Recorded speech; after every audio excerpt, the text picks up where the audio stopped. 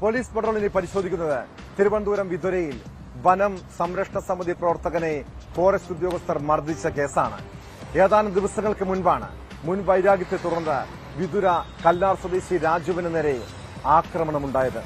സംഭവത്തിൽ ഫോറസ്റ്റ് ഉദ്യോഗസ്ഥർക്കെതിരെ പോലീസ് കേസെടുത്തു.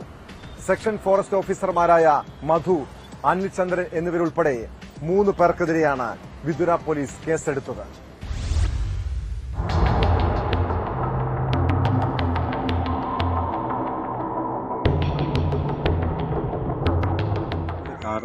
കൊണ്ട് ചെറുത്തിട്ടിട്ട് എന്നെ ഉപദ്രവിക്കുന്നതിന് വേണ്ടി നേരത്തെ ആസൂത്രണം ചെയ്തുകൊണ്ട് അജിൽകുമാറും മധു ഫോറസ്റ്റും അനിൽചന്ദ്രൻ എന്ന ഗാർഡും കൂടെ ചേർന്ന് എന്നെ അതിക്രൂരമായി മർദ്ദിച്ചു അവശനാക്കി.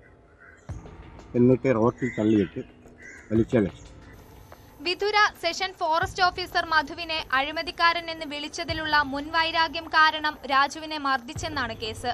മധു, അജിൽ, അനിചന്ദ്രൻ എന്നിവർ ചേർന്ന് രാജുവിനെ മർദ്ദിക്കുകയായിരുന്നു. 29-ന് വൈകിട്ട് 7:30-ക്ക് കല്ലാറിനു സമീപമായിരുന്നു ആക്രമണം. മധു അസഭ്യം പറഞ്ഞുകൊണ്ട് രാജുവിനെ തടഞ്ഞു നിർത്തി മർദ്ദിച്ചു.